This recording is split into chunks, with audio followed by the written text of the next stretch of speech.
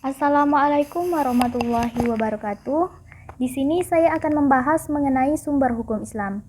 Sebelumnya, perkenalkan, saya Anissa Resati Sidik dengan NIM C1F018052, Prodi Ekonomi Islam. Sebelum kita mengetahui apa saja sumber hukum Islam, kita harus mengetahui hukum Islam itu sendiri. Jadi, hukum Islam atau syariat Islam adalah sistem atau kaidah-kaidah yang didasarkan pada wahyu Allah Subhanahu Ta'ala dan sunnah Rasul mengenai tingkah laku mukallaf. Mukallaf adalah orang yang sudah dapat dibebani kewajiban, yang diakui dan diyakini yang mengikat bagi semua pemeluknya. Jadi sumber dari hukum Islam di sini yang pertama ada Al-Quran, kemudian ada hadis, kemudian ada ijma, dan yang terakhir ada qiyas. Selanjutnya ada jenis dan definisi sumber hukum Islam. Jadi definisi sumber hukum Islam adalah segala sesuatu yang melahirkan dan menimbulkan aturan yang mempunyai kekuatan, yang bersifat mengikat, yang apabila dilanggar akan menimbulkan sanksi yang tegas dan nyata. Selanjutnya, adapun jenis-jenis hukum Islam di sini ada 5. Yang pertama ada wajib, kemudian ada sunnah, kemudian yang ketiga ada haram, kemudian ada makruh, dan yang terakhir mubah. Wajib itu sendiri mempunyai makna adalah sesuatu perbuatan yang jika dikerjakan akan mendapatkan pahala dan jika ditinggalkan akan diberi siksa atau dosa. Kemudian yang kedua sunnah. Sunnah di sini maksudnya adalah sesuatu perbuatan yang dituntut agama untuk dikerjakan, tetapi tuntutannya tidak sampai ke tingkat wajib. Dan yang ketiga ada haram. Haram di sini adalah sesuatu perbuatan yang jika dikerjakan pasti akan mendapatkan siksaan, dan jika ditinggalkan akan mendapatkan pahala. Yang keempat ada makruh. Makruh maksudnya adalah sesuatu perbuatan yang dirasakan jika meninggalkannya itu lebih baik daripada mengerjakannya.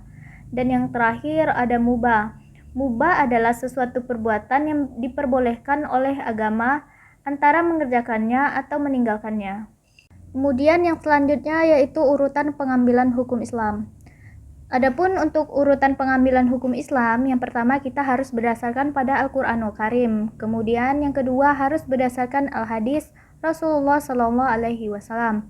Dan yang ketiga melalui ijtihad atau kesepakatan para ulama. Dan yang keempat melalui qiyas.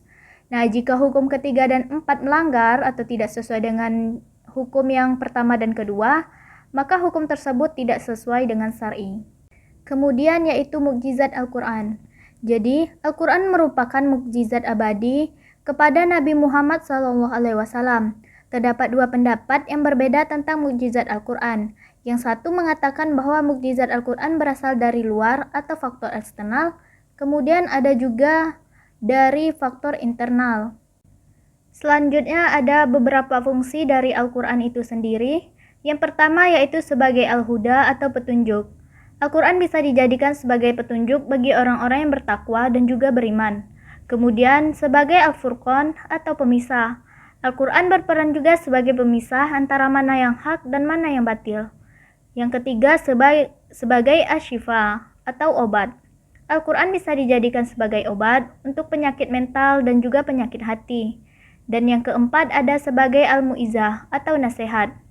Al-Quran juga berperan sebagai nasihat yang di dalamnya terdapat nasihat, kemudian ada pengajaran, peringatan mengenai kehidupan untuk orang-orang yang beriman dan berjalan di jalan Allah. Selain beberapa fungsi di atas, di sini Al-Quran juga memiliki beberapa peran. Contohnya peran Al-Quran untuk kehidupan manusia dan juga peran Al-Quran sebagai sumber ilmu.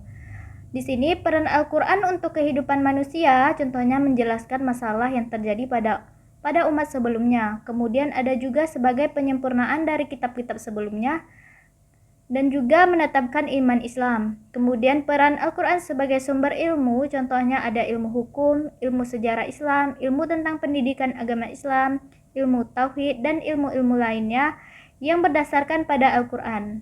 Kemudian di sini juga terdapat beberapa fungsi dari as-sunnah. Yang pertama, sebagai penguat atau takkid hukum dalam Al-Quran.